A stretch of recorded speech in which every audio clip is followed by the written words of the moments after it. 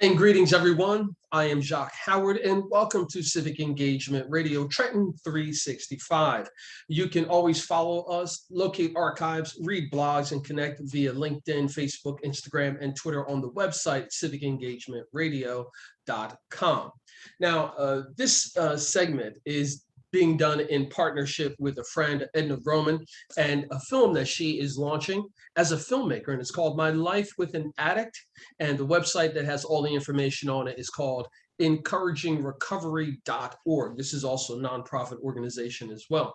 And through this partnership, we're able to connect the services of what I do here with micromedia and entertainment to connect with some of the folks who are partnering with her to be executive producers on this film. And one of those gentlemen is Mr. Andre Williams. Andre wears lots of different hats. He is not only a serial entrepreneur, but he is also a developer. He has some artistic skills that he likes to share as well, not only being a great dad, but he's very involved in the city of Trenton and beyond with doing things as far as economic development, financial literacy, providing jobs to returning citizens, et cetera. We're going to touch a little bit on all of those things, but the most important thing is for you to follow up with Andre yourself and make sure that you let him know that you heard about him via Trenton 365. Andre, whatever I didn't cover in that intro, I'd like for you to jump in and add some to that. And then let's start going down the list of checking off all these different businesses and entrepreneurial efforts that you have, sir. Awesome. Thank you. I definitely appreciate you guys having me on the show, being able to, just use this platform to encourage our community, right? And also to inspire. I think it's a lot of, especially now with the season, the way that it is during this COVID pandemic and all of this stuff, a lot of people are being forced to think outside of the box and to not just accept what the culture has allowed, but to actually look at ourselves and our gifts. So with that being said, again, my name is Andre Williams. I do wear many hats, and I thank God for all of them. I have been self-employed or an entrepreneur for over 20 years. I own daycares and preschools. I have 3. Noah's Ark Daycare, Noah's Ark Preschool. We have the Abbott program at our school. And we've been educating children for over the last 17, 18 years. We've been in existence right in South Trenton. Also, I have a construction company, Bass Contracting. Our logo is Teach a Man to Fish. We believe in equipping young men and young women with trades, which is something that was extremely important in the 70s and the 80s when it came to, and even before that, when it came to building the industrial age. A lot of people, instead of going to college, they learned a trade. And it's not dying, but it can use some help. You know what I mean? So I encourage people to look further into, talking about trades even more. So I hope we can touch on that. On top of that, I have a nonprofit organization, which is One Heaven Inc. We just bought a 14-unit apartment complex here in the city of Trenton. And our goal is to help, with the reentry initiative, men, women coming home from prison that want to, again, learn a trade. And our goal is to give them temporary housing and teach them a trade and possibly lead into employment opportunities and permanent housing. Those are just a few of the things that I'm doing on top of the financial literacy stuff under Dominion Investment Club and our other company, Fund the Dreams. I'm one of those guys, man, and I kind of don't like talking about myself sometimes because with the wrong crowd, it almost sounds like you bragging. Yeah. Amongst my friends that are in business for themselves, oh man, we inspire one another and we eat it up. You know what I mean? Because we have so many gifts and talents, and it's rare that you see us living those dreams out, right? So many of us go to the, and it's sad, so many of our ancestors have died with their dreams. Yeah. So, we have a saying that the richest place on the earth is the graveyard because there's so many unrealized dreams, whether it's inventions, or whether it was a business that was supposed to be started, or whether it was just something that they were supposed to do, and somehow those dreams got snuffed out because of reality and because of life and because of the culture, and nobody supported or believed in it. And I was blessed enough to have parents that spoke life into everything that I pursued. So by them speaking life into me, that became one of my love languages, of course. Positive affirmations, you know what I mean? And I live it and breathe it, man. And when those ideas come, those business visions come, it's really not for me, because I never attended necessarily my daycares or preschools.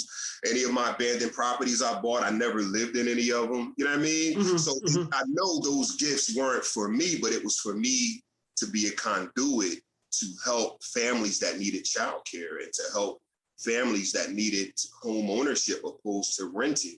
So those things I was used for as a conduit to be a blessing to other people. So, you know, we talk about the talents being given to the servants, and literally the king said, do business with these talents until I come back. And you had the three servants, one received 1 talent, one received 3, and one received 5. The one that did 5, he doubled his. When the king returned, he gave him 10. The other one doubled his. When the king returned, instead of 3, he gave him 6. The other one took it and buried it. And when he buried it, he thought he knew what the king wanted. He said, I know you wouldn't want me to go out there and get what's not yours. So instead of doing that, I saved this for you when you returned. And he was called evil when he gave the king this explanation. He said, you're evil for not doing business. I gave you clear instructions and you didn't do anything with what I gave you. So I'm going to take what you have, that one, and I'm going to give it to the one that did the most. And I'm literally, I visualize myself as being one of the ones that did the most. Like, I don't want to leave this earth and get to the end of my life and find out that I lived it completely wrong. So I'm really big on, if you have a vision, you write it down and you nurture that vision.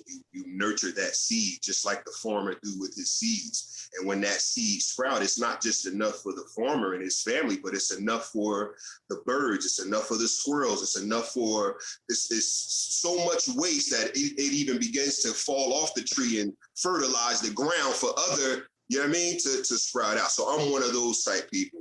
I'm gonna plant this seed and I'm gonna nurture this seed. And if I find some seeds in my brothers and sisters, I'm gonna help them learn how to plant their seeds, man. Well, I'll tell you what, you have a brotherhood here with me, and I think that you and I both know that, and it's Yes, good sir. for others to know that as well. And I'm glad that Yes. we connect on this, and I want to have this like be more of a regular segment. I think that when we had a conversation at one of Robert's performances, little sidebar conversation when we chatted about one of your books, which we didn't cover, that you're also an author. Yeah. We didn't talk about that. I But know, right? we had talked about the importance of supporting each other Yeah. and so forth. So maybe this is something that we can revisit now that we're sort of through some of the pandemic. You know, Yes. I want to make sure that we cover some of the things that are going to be pertinent to the your partnership with the film and Edna Roman. But I Okay. also want to make sure that we touch on a lot of these subjects, man, because Yes. again, you are very talented and you're a talented father. Thank you. So can you just touch a little bit on the art side of what you do, and then also what you're doing with your family? Man, you taking me back to the 90s and the 80s, man. Well, music has always been a big part of my family. Singers, growing up in the church, you had to learn how to play something, you know what I mean? And one of the instruments I picked up was the drums, and then of course writing and singing, and coming up with ideas for plays. Like, I loved all of that. And it's something that has stuck with me.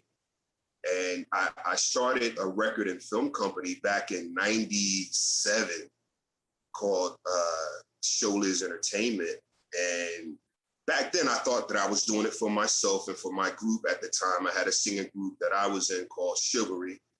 And we used to run around and do plays and concerts and all kinds of stuff, man.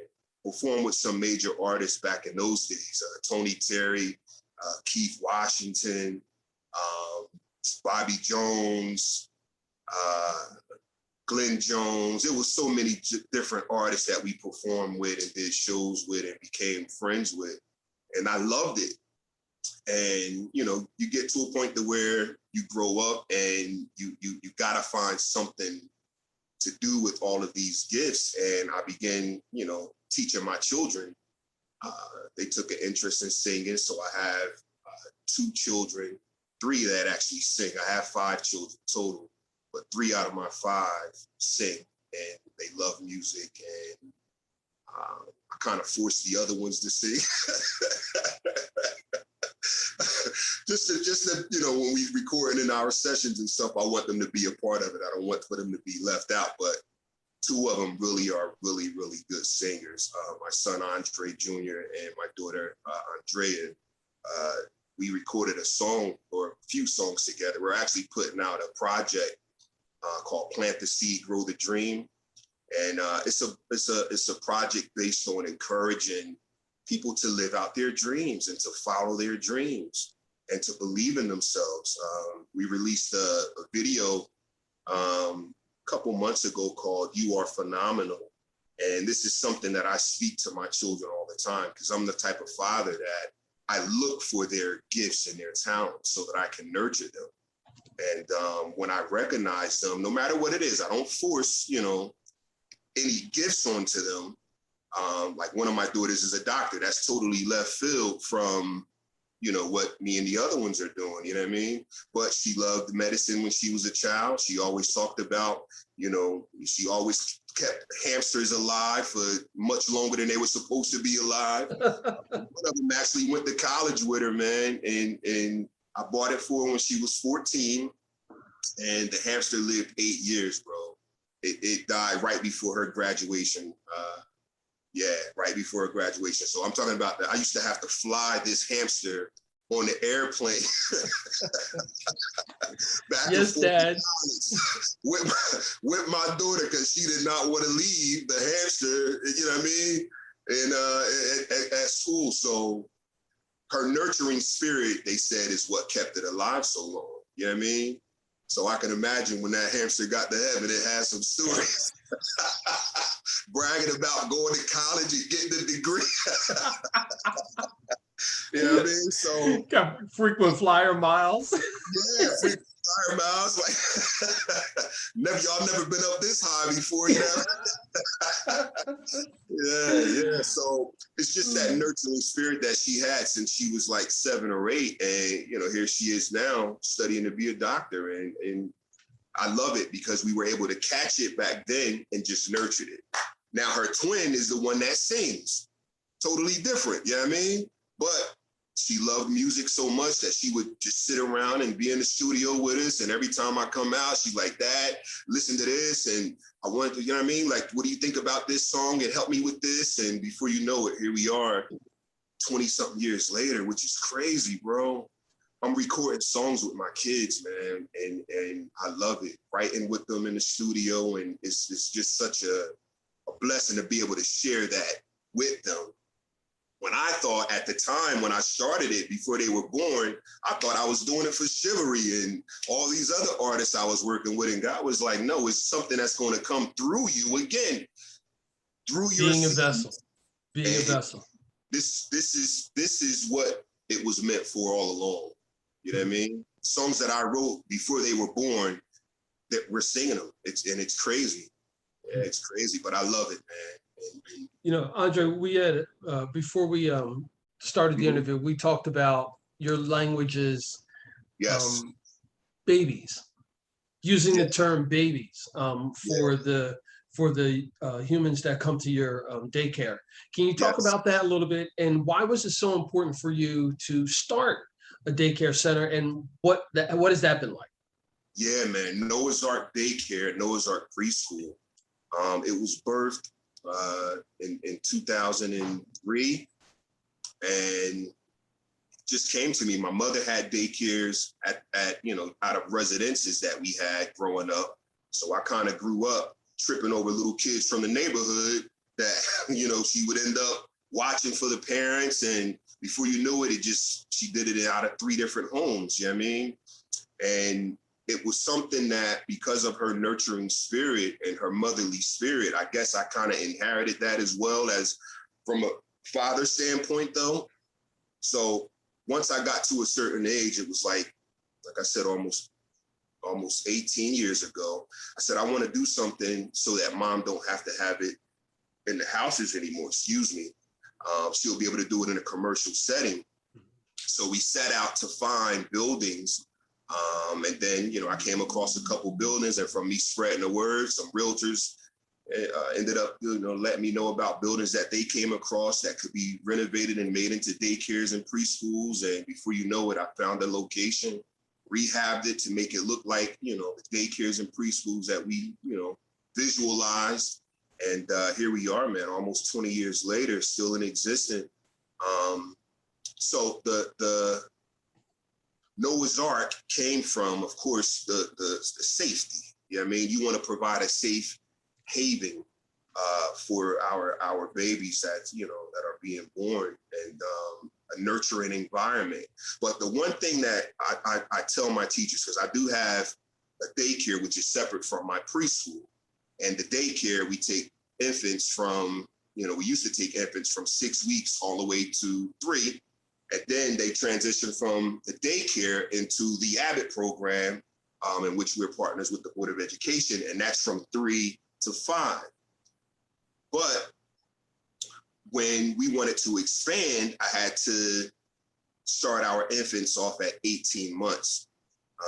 And so we ended up, instead of the 6-week-old children, we started with the 18-month-olds to 3-year-olds. So we had to change it. But I always tell my teachers that they have to remember that we're not just there to teach the babies. We're actually there to learn from them as well, because they have a pure spirit, which we unlearned by the time we're adults, right? Their ability to forgive one another instantly is something we unlearn. Like, we hold grudges, you know what I'm saying? We have division amongst us as adults. We have prejudices amongst us as adults. And these babies don't see any of that. I have all different nationalities of, children that come to my schools and parents that support our businesses and stuff. And our babies, their energy and their love is unconditional for one another.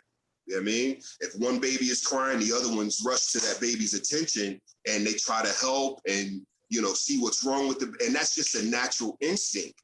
But that comes from having that pure spirit. Now, as an adult, you see somebody crying, first thing you're thinking is, I need to mind my business. You know what I mean? Because that's what we've been taught. Mind your business. Don't stay out of people, don't go over there, see them, stay out of them folks' business. But that's not the first. The first response was to go and see what's wrong. How can I help you? How can I, fix things? Is there anything that you need help with? That's a natural instinct that we have, that we unlearn, and we have to get back to caring about one another, being concerned about one another. And those babies have that. And I always tell my teachers, pay attention to that. You know what I mean?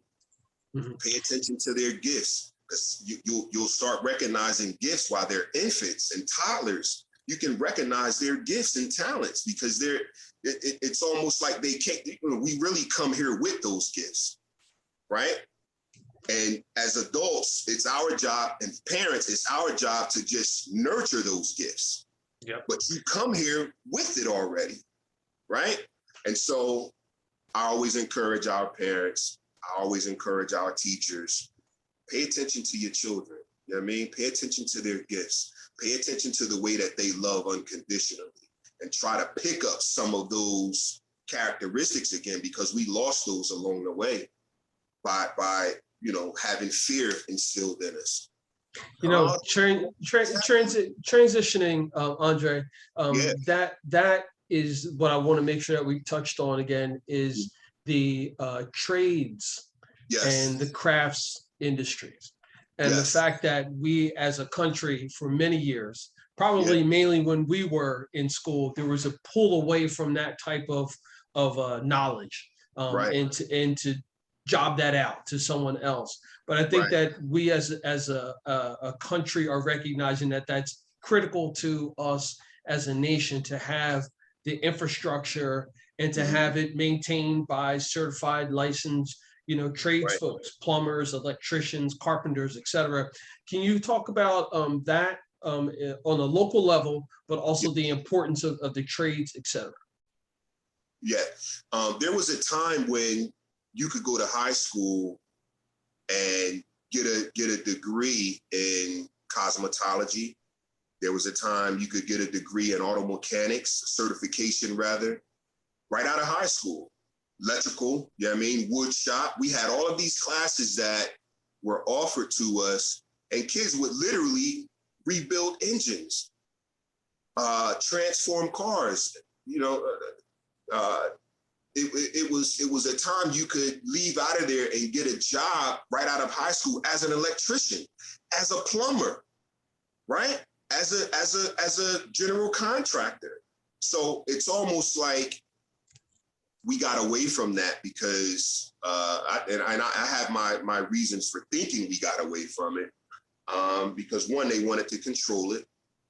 And if too many of us were able to make a living, because these fathers are from the 40s, the 50s, and 60s, when they learned those trades, they were able to come out and make a pretty decent living for their families and the middle class, so to speak, or they call them blue collars too. You know what I mean? So when they were able to come out and buy homes, take care of their families for 20, 30 years off of that auto mechanic degree or that plumber's degree or that electrical degree, it was too much support for our community leaders that were in place at that time. When you talk about your Malcolm X's, because we didn't have social media, so all of his funding came from working class people, right? That's who got behind them and pushed them with their funding. When you talk about your Martin Luther Kings, that's who got behind him and pushed him with the funding. So that's the only reason he was able to go from city to city, from state to state, because the community, the families, the Black families, the brown families cared enough to say, we're going to make sure that you make it to the next town. You need gas, let's take up an offer. Let's make sure they got what they need. You know what I mean? So when that power was shown and these leaders were produced, it kind of threatened, you know what I mean? It threatened the country, so to speak, that wanted to control the Black communities. It threatened them because it was too much power. Like, how did these guys get, came from nothing, but ended up all over the country doing these speaking engagements at colleges, at high schools, at churches, at community centers. It was because they had people that could afford to do it. So now let's take away the trades, let's take the jobs, let's ship them overseas because we don't have to pay them as much as we were paying these skilled tradesmen, right? So, but it kind of became a double-edged sword because now you still have plumbing in houses. You still have electrical in houses. You still have roofing in houses. You still got all these automobiles. And if we don't bring these trades back, the abandoned houses, the foreclosed properties, all of these things are going to persist. You know what I mean? And these communities, urban areas especially, are going to continue to suffer because of these blighted communities. And that's what's happening now. So as an investor myself, one of my books that I wrote was Everybody is a Real Estate Investor, because I'm trying to teach people, like, even though you're paying rent, you're still investing in that house. And at the end of the day, if I'm the landlord and you pay me rent, but your water heater guess what? I'm gonna use your rent money to fix your water heater. If your roof leak, I'm gonna use your rent money to come back and fix your. So literally, I'm just managing your money to fix up the house that you're living in, and that's the trade-off. You continue to pay me to manage your resources to give you a place to live, when you could do that on your own, because it's still your responsibility, whether you're a renter or a homeowner. It's just now the tables have been turned where we have more renters than we do homeowners. Like right now in the city of Trenton, it's like 70% renters here and 30% homeowners. And you look back in the 60s and 70s, it was totally different. The majority of the people here were, it was like 80-90% homeowners. You know what I mean? You didn't have a bunch of landlords because the conversations were different at that dinner table when dad said, I'm paying my mortgage, or I just paid the house off, or I can leave this house in my will, or I can leave this house as a trust, or I can leave it as an inheritance. The conversations were different. Now the conversation is rent. I got to pay rent. I got to pay rent. Make sure that the landlord, he's coming to collect the rent. So it's changing our mindset from ownership to becoming renters. And that's not the position that we're supposed to be in, because you can't leave a rental property to your children. You know what I mean? Yep. I want to, I'm going through my list here, and I know we're going to get together again, but I do want you to touch a bit more on locally. We're from here, we're born here, we're raised here, et cetera. And to see what appears to be this perpetual wave, it's getting good, no, it's not. It's getting good, no, it's not. As someone who's a business owner, an entrepreneur, someone who's been doing this for decades, what would you like the administration, the politicians to know from a small business owner or a business owner like yourself? Well, they need our help, right? Because administration has changed hands. Just say over the last 20 years I've been in business, I've seen about 4 or 5 different mayors come through here. None of their agendas worked the way that they wanted them to work, because it was a division between city council and the actual mayor's office. So when you have that kind of division, goals don't get accomplished, right? And it hurts the people that live in these communities. So you need entrepreneurs, you need general contractors, you need the partnerships of people like us in the community, because we're the ones that can take this abandoned property, fix it up, and turn it over to a homeowner. The administration don't have the capacity to be able to do that. They're good at managing taxes and paperwork revenue and stuff like that. They're not, the bricks and mortar part isn't their strong suit. They can board it up, they can cut the grass, but as far as doing plumbing, they got to hire someone that's a skilled plumber. They got to hire someone and they don't have the time to do that, because that's not their, you know what I mean? That's not their specialty. Our specialty as general contractors and investors is to take this ugly lot or this ugly home, make it beautiful again, and get it back on the tax books. That's what I do. So when we pay our taxes, I pay probably a couple $100,000 in real estate taxes a year because of the investments that we're doing. But I was able to take this blighted property or this blighted apartment complex or this blighted commercial property and turn it into a viable, a taxable business or a taxable, you know what I'm saying? And then when I turn over the employees that work for these businesses that we own or that we, you know what I mean? Now these same individuals come back and they live in our community and they're buying homes in our community. So it's a recycle that we need to learn more of. And the only way to do that is by partnering with individuals that's actually doing it. You know what I mean? Yeah. Right on, Andre. Right on, bro. My list is full. Before we finish up, I want you to touch on the financial investment group. Yes. Can you just touch on that a bit before we take off? Right. Dominion Investment Club. I started that about a year ago.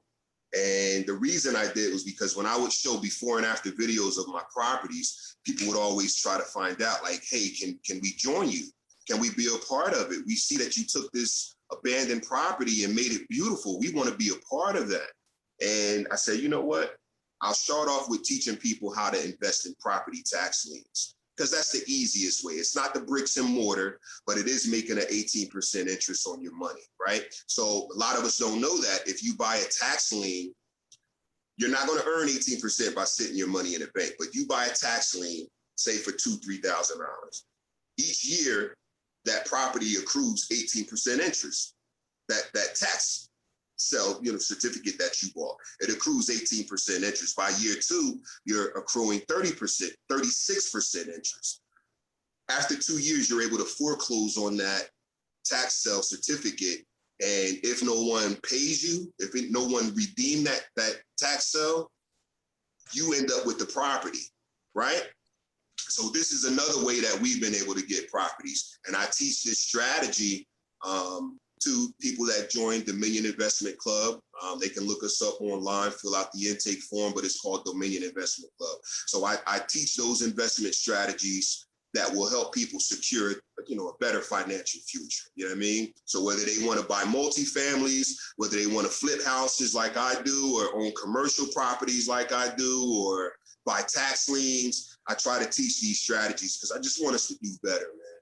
And I think if a homeowner lived in Trenton next door to an abandoned house and they're renting the house that they're in, it'd be cheaper for them to buy the abandoned house next door, fix that house up, and own that one, and only have to pay $1,200 to $2,000 a year in property tax, opposed to $1,200 to $2,000 a month. So it's either you continue to pay $1,200, $1,300, $1,400 a month in rent, or you buy this property next to you or up the street from you, and you're paying $2,000 a year in property taxes. You're saving, my God, $1,200 a month. There's a lot of conversations and there's a lot of strategies that people need to hear. And I'm glad that you're doing it. And I hope that we can share that with a lot more people, not only here in Trenton, but abroad as well. Andre Williams, thank you so much for your time. And I can't wait to see you again in person. Stay well, man. All right. Yes, sir. Thank you. I appreciate it. You're welcome. And there you have it, folks. Andre Williams is another one of these fantastic human beings that I've happened to be connected to through others. And it's amazing what's happening when we open up our eyes, remove those scales, so to speak, and listen, feel, and hear what's happening around us. There's a lot of positive energy that's happening, and I'm glad to be a part of it. You can be a part of it too. Just reach out to me on the website, civicengagementradio.com. And until we chat again, remember, it's always about justice, peace, and humility.